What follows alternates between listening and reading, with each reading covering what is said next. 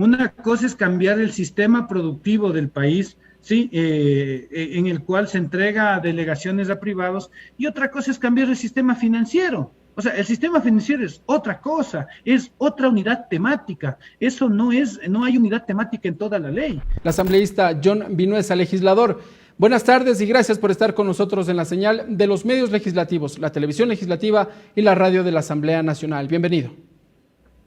Hola Ricardo, qué bueno que hagan este trabajo de comunicar a la ciudadanía lo que va haciendo la Asamblea. Muchas veces se cree que la Asamblea está en alguna cosa que no es estar con la ciudadanía, y conocemos que aquí se trabaja y bastante en cada una de las 15 comisiones, particularmente en la de Comisión de Desarrollo Económico. Se ha tratado la ley esta de inversiones que ha presentado el gobierno, y me parece que el resultado final es un fruto que ha sacado la Asamblea y que deberá ser debatido el día de mañana, cumpliendo los tiempos, dando trámite y paso a lo que el presidente ha solicitado, sin bloquearle, sino haciendo un esfuerzo porque salga lo mejor posible de esta ley.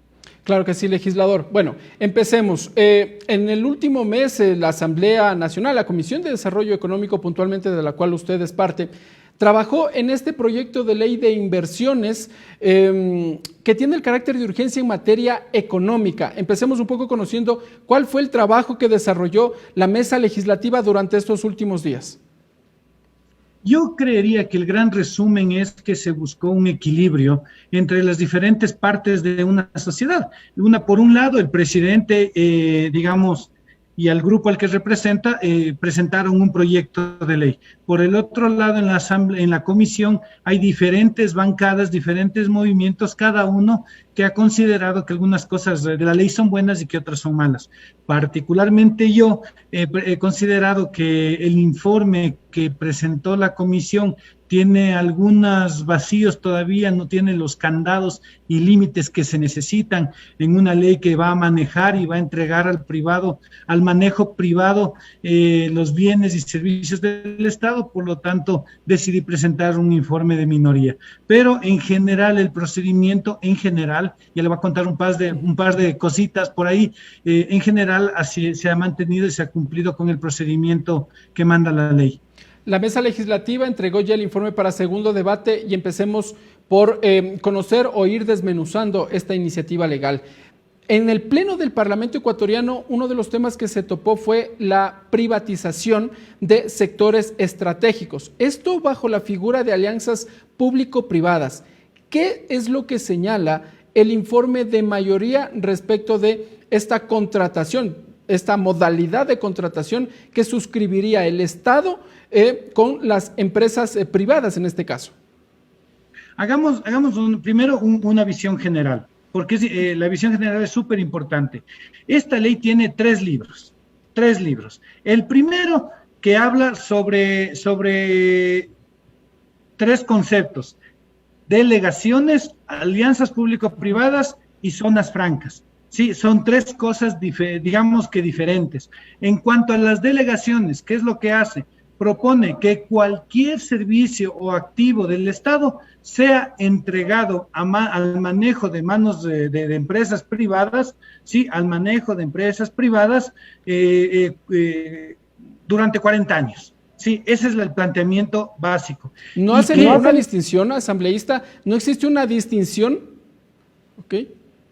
La única distinción que uno puede encontrar en la ley es cuando se habla del arbitraje, en el cual dice que a más de 15 millones habrá un arbitraje internacional obligatorio, pero nada más. Entonces, por ejemplo, esta ley no habla de la diferencia entre instituciones que dan un servicio, como por ejemplo la salud, la educación, que son gasto permanente, frente a otras instituciones que lo que generan son ingresos no permanentes, para hablar en términos, digamos, constitucionales, como por ejemplo el Petroecuador, el oleoducto, etcétera. Si ve que solamente ahí no es lo mismo hablar de educación y de salud que es un servicio que cuida de la ciudadanía, frente a algo que produce y que se genera extracción de riqueza del país. Pero no tiene ninguna distinción esta ley.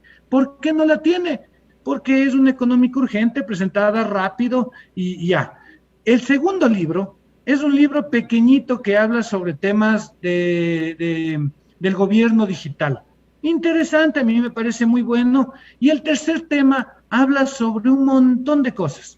Entonces ahí está como en un saco de desastre puesto desde la bolsa de valores, la junta financiera, las tierras de camaroneras que quieren venderle al privado, temas de ordenamiento territorial, temas del código orgánico integral penal, me parece que está uno. Sí, o sea, cualquier cosa con cualquier cosa.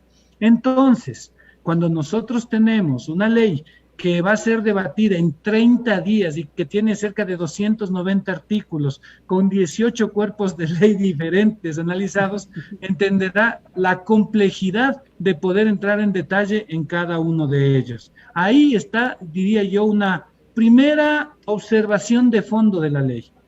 Es decir, entonces, usted reconoce que durante estos 30 días no hubo el tiempo suficiente como para debatir artículo por artículo, si se quiere, estos cerca de 290 iniciativas, proyectos de reforma en general, dentro de la Comisión de Desarrollo Económico. Le voy a contar una frase que me dijo, directamente en una sesión el presidente, y con eso usted puede evaluar. Me dijo, asambleísta, tenemos que ir más rápido, no podemos dar 7 pasos para adelante y 4 para atrás. Hay que ir rápido, ¿no? Entonces, yo creo que esa ha sido la tónica de la discusión. Muchas veces se ha planteado vamos rápido y yo lo que he pedido es vamos más lento, vamos despacio, son los bienes del Estado, necesitamos hacerlo con cautela, cuidado, son los recursos de todos, despacio. Es que con seguridad le dirán, bueno, un económico urgente tiene plazos que cumplirse. La Asamblea Nacional, desde el momento en que llega el Consejo de Administración Legislativa, lo conoce, lo remite, en este caso a la Mesa Legislativa, en un plazo de hasta 10 días ya deben entregar el informe para primer debate. Entonces, ahí le dirán, bueno, tenemos los tiempos ajustados. Ese será el argumento desde el otro sector.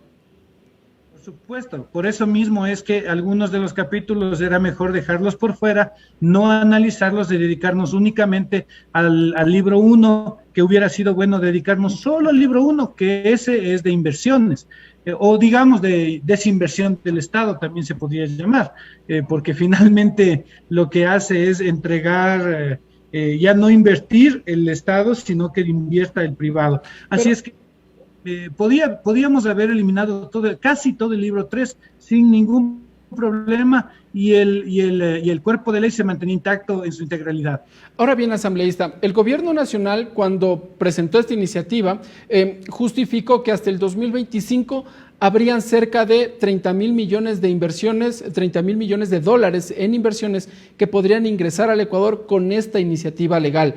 Y en el Pleno del Parlamento, la asambleísta Natalia Arias, recuerdo bien, que dijo que desde el 2015 ya existe esta modalidad de las alianzas público-privadas, que no es nuevo en el Ecuador, que lo que se buscaría es fortalecer este mecanismo para precisamente atraer esos capitales que están por fuera del país. Por supuesto. Le voy a decir algo. Cuando yo empiezo a hablar de la ley y hago análisis y crítica de la ley, parece que estoy en oposición, pero no es verdad. De hecho, le voy a poner un par de ejemplos para que usted vea que sí, lo que dijo el asambleísta es real. Este sistema ya existe desde antes. Por ejemplo, le voy a poner un ejemplo de delegación de un servicio que existe desde hace rato, ¿sí? Las notarías. Las notarías son entregadas a una persona privada, la cual paga por los servicios prestados y le entrega al Estado y cobra al usuario. Esto existe, ¿sí? O sea, no es que es algo totalmente nuevo. Las zonas francas existen. Tenemos Pozorja, Manta, El Oro, las zonas francas existen. ¿Que han funcionado? ¿Han funcionado? Esa es una de las dudas también, ¿no? Si es que han funcionado estas zonas francas. Esa es la gran pregunta, ¿han funcionado o no? ¿Y cuáles son las herramientas que necesitamos modificar para que funcionen de verdad? ¿sí? ¿Han funcionado o no han funcionado? El problema de esta ley es que abarca tantas cosas que lo que está permitiendo es que simplemente los activos se entreguen rápido durante 40 años al que tenga la plata para invertir. ¿Quién va a tener esa plata? Esa es la pregunta. Entonces, el hecho es que esta ley debería acortarse, quitarse todos los capítulos que no tienen nada que ver con lo central y lo puntual. Es ley económico urgente, urgente. Por lo tanto, sea tratada como tal. ¿Sí? Así es que, en principio, en concepto, no es mala la ley. El problema es la falta de límites, de candados que se pongan. El hecho, le voy a poner un ejemplo, que lo decía hoy en la radio legislativa. Le preguntaba al locutor de qué colegio es usted y me decía del Colegio Mejía. Y yo le preguntaba, ¿a usted le gustaría que mañana le digan, oiga, el Colegio Mejía va a ser delegado al privado, punto? ¿O preferiría que a usted le consulten y le digan, ¿estás de acuerdo con que tu colegio sea delegado al privado para que mejore los servicios? Que se le pregunte, que existe socialización y que los actores, funcionarios, autoridades y estudiantes tomen una decisión y digan sí estoy de acuerdo, o digan no estoy de acuerdo. Eso es lo que le falta, por ejemplo, a la ley. Le falta, por ejemplo, a la ley que se pregunte desde los territorios, de manera vinculante, desde los territorios, si es que hay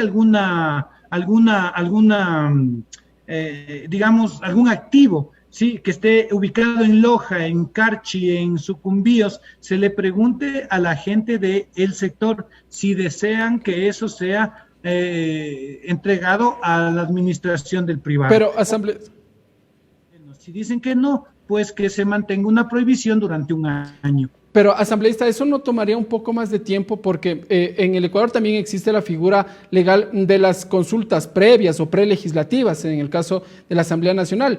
Y claro, la discusión también pasa por el sentido de que estas consultas no son vinculantes, es decir, que no necesariamente el criterio de quienes son consultados van a ser adoptados en una decisión. Entonces uno entendería que de todas maneras el Estado tiene la sartén por el mango. Exactamente, ahí está el punto, es que deben ser vinculantes. Ahí estaba el hecho de hacer una buena ley, pues. Ahí está el hecho de que quieren hacer rápido, aprobar cualquier cosa. Mire, por ejemplo, se llama ley de inversiones. ¿En qué momento estamos hablando de los artesanos y las inversiones para ellos? ¿En qué momento estamos defendiendo las inversiones de los agricultores que ponen la platita en su cosecha y que luego les va súper mal porque hay un monopolio de los compradores que se llama monopsonio? Y que digamos, lo resalto porque se suelen sonreír cuando quienes no conocen el término. Sí, ¿en qué momento se ha hablado en la ley de esto? No se habla, porque es una ley que está destinada a entregar los bienes del Estado a manos del privado y punto. Y le voy a hacer una escenografía para que usted le cache tal cual son las cosas. Sí, al menos como yo le veo, y si estoy equivocado, dígame usted, por favor. Escena 1, libro 1, entrega. En el libro 1 se entregan en delegación, ¿sí? ¿Cómo se llama? Concesiones. Le entrega en delegación, le delega al privado los servicios y los activos públicos a quien tenga el dinero para invertir. Escena 1. Escena 2, en el libro 3 dice, los accionistas de la banca que estaban prohibidos de invertir en otros negocios si tenían más del 6%, ahora lo podrán hacer si tienen más del 25% de las acciones de un banco. Escena 3. Quien desarrolla las reglas del juego, quien define la forma de contratar, quien define cómo se entregan estas delegaciones, según esta ley, sería exclusivamente un grupo conformado por 4 ministros, ¿sí? Es decir, por el Ejecutivo. ¿Cómo se llama la obra? No sé, dígalo usted. ¿Dónde están los conflictos de intereses? Digo yo, no sé. ¿Hay conflictos, asambleísta? ¿Usted cree que de dar paso, habrían entonces conflictos de intereses directamente en el Estado y el sector privado? A mí me parece, por eso es que le digo, una cosa es cambiar el sistema productivo del país ¿sí? En el cual se entrega delegaciones a privados, y otra cosa es cambiar el sistema financiero. O sea, el sistema financiero es otra cosa, es otra unidad temática. Eso no hay unidad temática en toda la ley. O sea, ese libro, ese capítulo específicamente del sistema, de modificar el sistema financiero, ¿qué hace en esta ley? ¿Qué hace? Sí, como qué hacen, no sé, temas notariales. ¿Qué hacen? A mí me parece buenazo lo notarial, buenazo. Pero ¿qué hacen esta ley? Esta es una ley económica urgente. Y, asambleísta, al respecto de aquello, ¿no hubo criterio por parte de la Unidad de Técnica Legislativa? Porque, para que nos entienda un poco la ciudadanía también, previo a que un proyecto de ley sea calificado por el Consejo de Administración Legislativa, esta remite la documentación a la Unidad de Técnica Legislativa, quien a su vez elabora un informe que no es vinculante con especificaciones técnicas. Este organismo, la Unidad de Técnica Legislativa, emite algún criterio respecto de la unidad de materia de la que tanto se habló el año anterior en ese proyecto de ley general, el proyecto de ley de oportunidades que fue en su momento presentado por el presidente Guillermo Lasso? Por supuesto, claro que emite un criterio, pero no tenemos que estar de acuerdo todos con ese criterio. Yo no estoy de acuerdo. ¿Y qué dijo la UTL ahí? ¿Qué dijo ahí la Unidad de Técnica Legislativa? Si es que nos llegó a la comisión, quiere decir que aceptó que había unidad de temática. Pero sí. La consecuencia lógica es que llegue a nuestra comisión. Sin embargo, como yo le digo, son 18 cuerpos de ley con temas financieros, bolsa de valores, ¿sí? Bolsa de valores, bueno, quizás el tema de la bolsa de valores es un tema en el cual lo que se está luchando, cambiando en la ley, es que en vez de que exista un monopolio por parte de la bolsa de valores de Quito y Guayaquil para el manejo del mercado extrabursátil, que prácticamente es deuda pública, ¿sí? En vez de que lo manejen solamente la bolsa de valores de Quito y Guayaquil, lo manejen ahora cualquier plataforma tecnológica que pueda ser implementada. Obviamente que para una plataforma tecnológica hace falta tener bastantes recursos para poderla implementar, recursos que seguramente tendrá la banca. Sí, entonces, cuando uno lee ese capítulo específicamente, dice, ¿y en qué le cambia al país? Sí, quizás hay un poco más de opacidad en el manejo de la deuda pública, pero finalmente, estructuralmente, no le cambia en nada. Prácticamente es una lucha por el mercado de extrabursátil entre diferentes grupos económicos. Yo no le veo ni más ni menos que eso. Pero nuevamente le vuelvo a preguntar, ¿qué tiene en relación eso con las zonas francas y con las otras cosas? Sí, no es como para que esté dentro de una ley económica urgente. Ahora bien, asambleísta, ¿cómo tomó usted la postura del presidente de la República emitida la víspera, en donde hizo un llamado a la Asamblea Nacional para que apruebe esta ley de inversiones? Señaló que dijo que es parte fundamental de el plan de gobierno del presidente Guillermo Lasso y que lo que se busca es precisamente la generación de empleo, señaló. A ver, uno en la función en la que está tiene que respetar las funciones. Sí, el presidente ha presentado su ley a la Asamblea. La Asamblea no le ha bloqueado, la Asamblea le ha dado paso, le está tramitando, le está analizando, está haciendo todo lo que tiene que hacer y el día de mañana tomará una decisión. Cualquier decisión que tome la Asamblea es correcta, cualquier decisión que tome la Asamblea y estará dentro de lo legal. Cualquier decisión que tome la Asamblea tiene que ser aceptada como parte del proceso democrático. Aquí no hay ningún tipo de bloqueo, por si acaso, ni uno solo. La Asamblea le ha entregado al presidente muchísimas leyes, muchísimas propuestas que ellos han presentado y les ha dado paso, a veces completamente, a veces en parte. Cuando el presidente ha presentado vetos a las leyes que la Asamblea ha planteado, en algunos casos nos hemos allanado al veto presidencial y en otros casos no. Es decir, hemos hecho lo que una Asamblea Nacional tiene que hacer: tratar la ley, darle paso, darle continuidad y tomar una decisión. Esta respuesta suya es oportuna porque a propósito de aquello se habla en las últimas horas o vuelve a cobrar fuerza el discurso de una posible muerte cruzada. Y que finalmente se tomaría una decisión o se la conocería este día jueves, precisamente el día en que la Asamblea Nacional tome una decisión sobre este proyecto de ley. me parece muy bien, y de hecho, quien debería pedir la muerte cruzada es la Asamblea, y así de fácil, y nos vamos los legisladores y también el presidente, y se queda gobernando el vicepresidente. Me parece muy bien, si quiere hacerlo por mí, encantado, por mi parte encantado, y muchos asambleístas lo han dicho, nos vamos a la casa tranquilamente, pero que no se amenace. Ok, asambleísta, amigas y amigos, nos vamos a una pausa. Cuando regresemos, conversaremos, asambleísta John Vinuesa, sobre el informe de minoría. ¿Qué contiene el informe de minoría que usted precisamente lo anunció en el Pleno de la Asamblea Nacional? Sigan con nosotros, amigas y amigos, esto es Tercer Debate.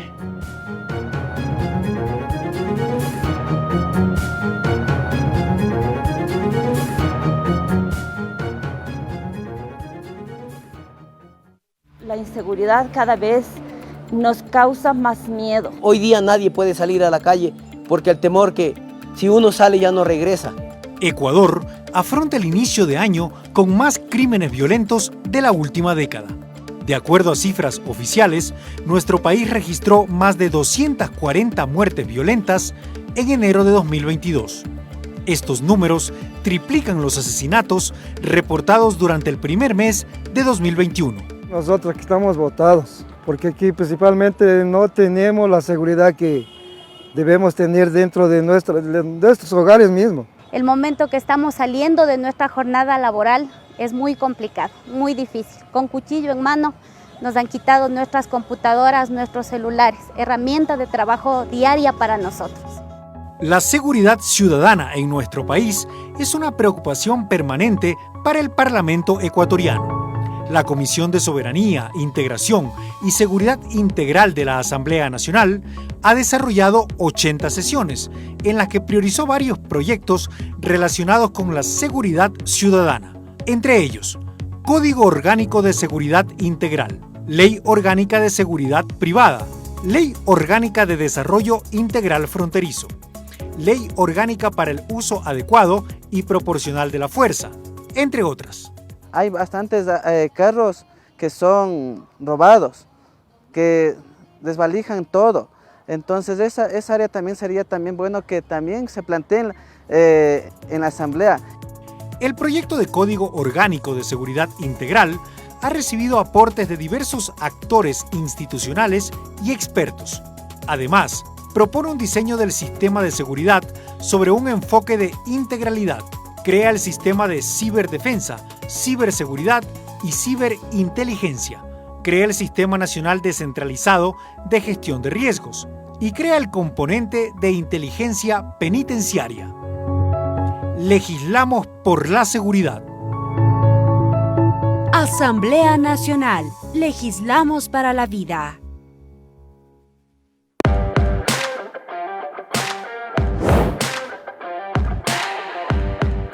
Sigue la señal de la televisión legislativa en la provincia de Manabí.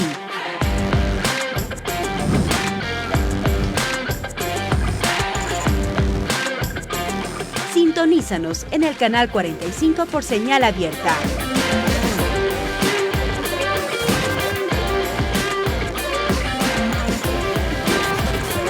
TVL, tu televisión legislativa.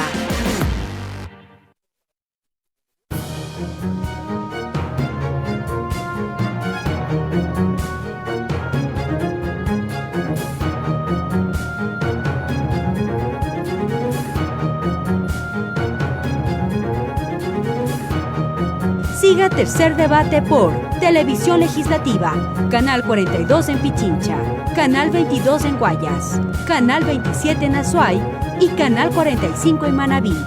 La radio de la Asamblea Nacional en todo el país. En Facebook por TV Legislativa y en la web en vivo.asambleanacional.gov.es.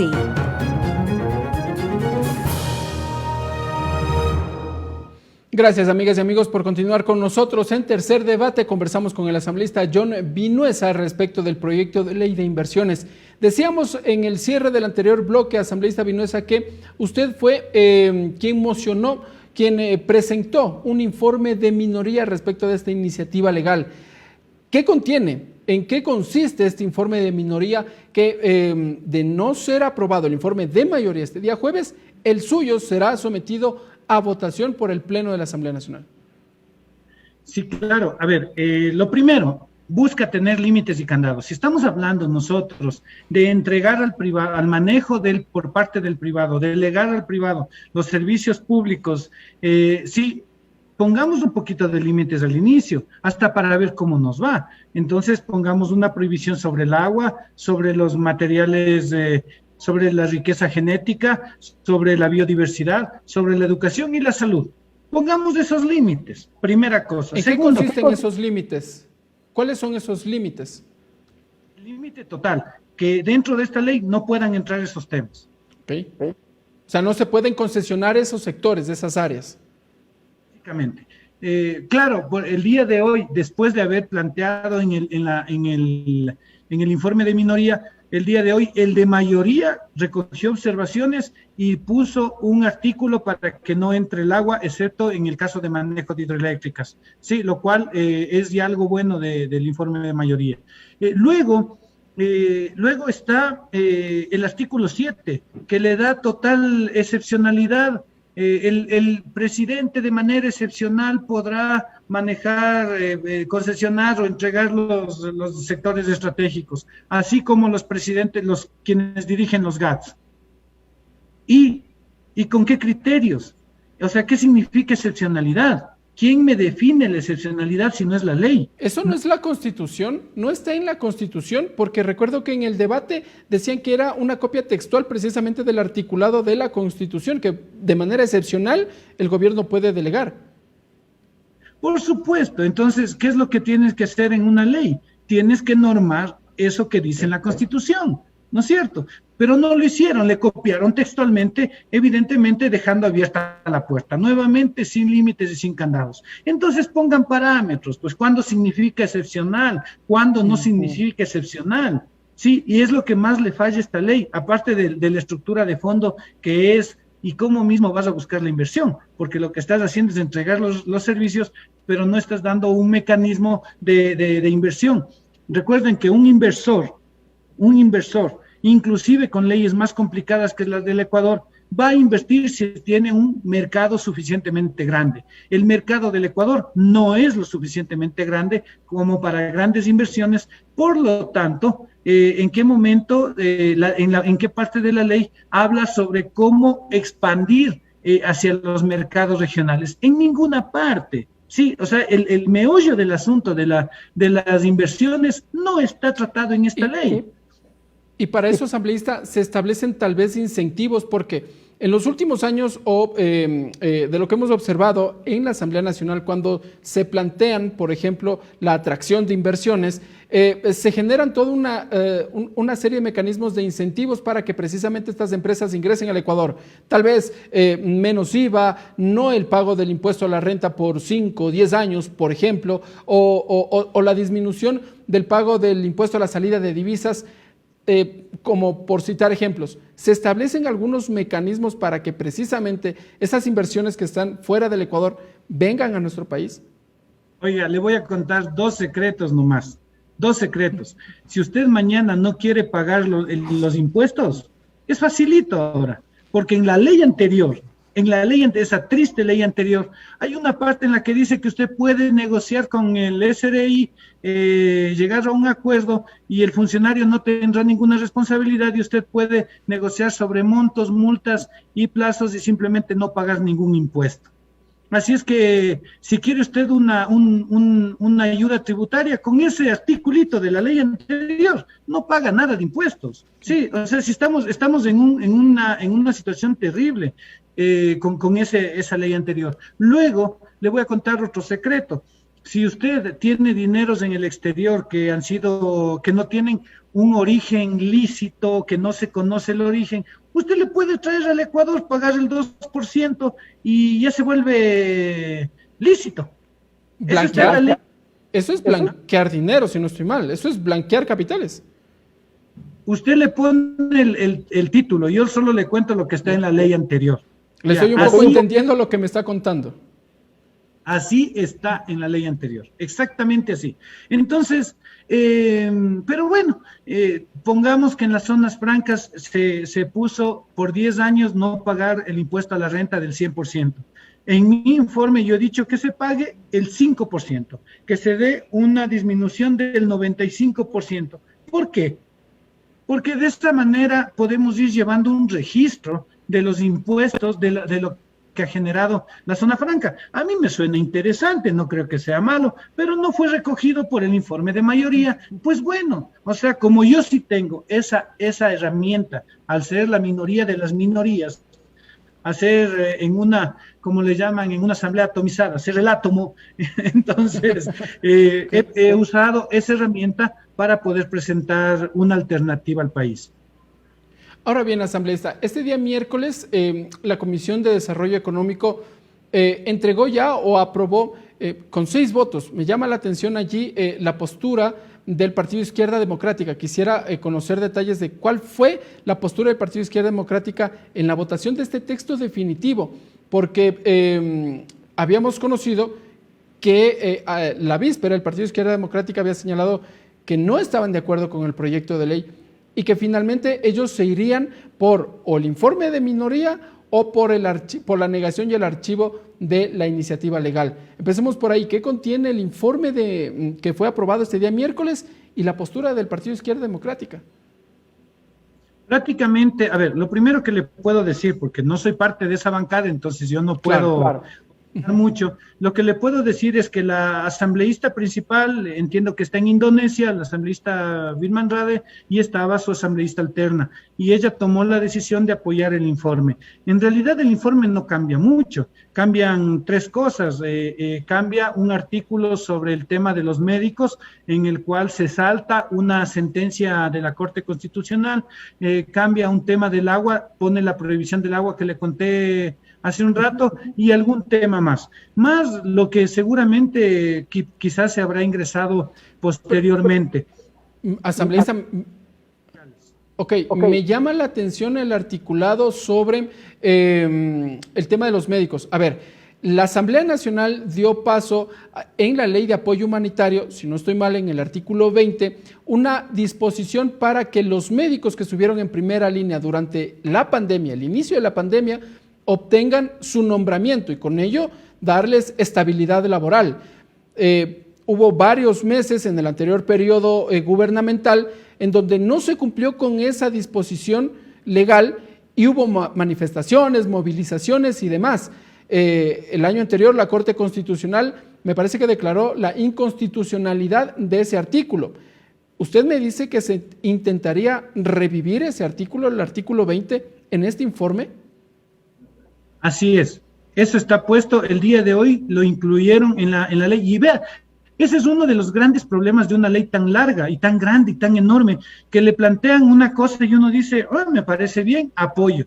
Pero después de un ratito se pone a revisar, porque como quieren hacer las cosas así rapidito, entonces simplemente las cosas pasan. A ver, votemos ya, hasta que uno se dé cuenta ya está votado. Y eso hay que tener cuidado. Por eso hay que ir las cosas con calma. Y se insertó este artículo. Yo finalmente en el informe voté una abstención al informe, porque no me parece. Y claro, está este tema de los médicos, que es expresamente ir en contra de la sentencia de la Corte Constitucional. Y conversaba después en la comisión, me decían, la Corte ya está reveyendo esta sentencia. Y yo les digo, ok, pero no te pones primero el pantalón y luego el calzoncillo, pues es al revés. Así es que primero que revea la sentencia y después que se haga el cambio, no viceversa, porque eso sería ir en contra de la ley. Asambleísta, entonces con esta postura, ¿cómo ve el panorama usted para este día jueves, cuando finalmente el pleno está convocado para las 13 horas y se tendrá que tomar una decisión? ¿Cómo está el panorama para este día jueves? Mire, Ricardo, yo hablo con asambleístas, no hablo con bloques. Yo prefiero no hablar con el bloque como tal, prefiero hablar con cada uno de los asambleístas. Algunos me han dicho que van a ir por el archivo. La posición de Izquierda Democrática finalmente no la entiendo bien. Creo que Pachacute y Yunes están más radicales en el tema del archivo, justamente por estas cosas, al menos del informe de mayoría. El informe de minoría yo lo voy a presentar de la siguiente manera. Voy a pedir que se vote en 2 partes. Sí, en 2 partes. La una correspondiente al tema central de la ley y la otra en todos estos añadidos que quién sabe por qué se los metieron. De tal manera que si se aprueba, que se apruebe lo que es económico urgente y que esté bien o esté mal, pero que se tome esa decisión y que la otra parte sea lo accesorio, lo que metieron ahí por meter, ¿sí? Y luego, si es que eso no se da, pues que se vaya por la votación si se archiva o no la ley. Sí, entonces yo sí espero que los asambleístas no se abstengan, no se vayan las bancadas a dar una vuelta y que simplemente cumplan con su deber ciudadano, su deber de autoridades, su deber de funcionarios y emitan un voto, a favor, en contra, lo que sea. Asambleísta, finalmente, vamos cerrando ya el programa. El plazo para que la Asamblea Nacional se pronuncie fenece este 24 de marzo, 23 horas con 59 minutos. Deberán tomar una decisión sí o sí hasta esa hora. Ya para las 0 horas del día viernes habrá concluido el plazo y si es que no existe un pronunciamiento, entraría por el Ministerio de la Ley, como ya sucedió en el anterior proyecto de ley o la Ley de Desarrollo Económico puntualmente. ¿No se estaría arriesgando aquello? ¿Se estaría orillando hacia esa posibilidad? Todo es posible en la Asamblea, todo es posible. De hecho, yo no sé por qué llamaron para mañana cuando podían haber llamado para el día de hoy. O sea, sencillamente, si a las 2 de la tarde ya se terminó prácticamente la sesión de la comisión, por lo tanto, no le veo razón por la cual llamaron el día de mañana a la 1 de la tarde. A menos que las 48 horas sean el mínimo plazo que se debe tomar. Pero, bueno, todo puede pasar mañana. Yo he hecho mi trabajo. Sí, yo he hecho mi trabajo. De la mejor de las maneras, creo que lo he demostrado. He leído no solamente el proyecto de ley, sino cada uno de los informes. He generado un informe de minoría, he presentado, y mañana lo que voy a hacer con mi informe es evitar de cualquier manera que pase algo que pueda complicar las cosas, porque lo peor que puede pasar es que vaya por el Ministerio de la Ley. Ojalá las bancadas sean maduras en su pensamiento y sean responsables con la ciudadanía. Ok, asambleísta John Vinuesa, yo le quiero agradecer por estar con nosotros y bueno, una vez más hay que insistir, para el programa estaba invitado el asambleísta Francisco Jiménez del Movimiento de Gobierno para también conocer la postura desde la otra orilla. Ya no fue posible tenerlo, hubo una cancelación de último momento, pero yo le quiero agradecer nuevamente asambleísta John Vinuesa por estar con nosotros, entregarnos sus posturas, su visión respecto de este proyecto de ley económico urgente.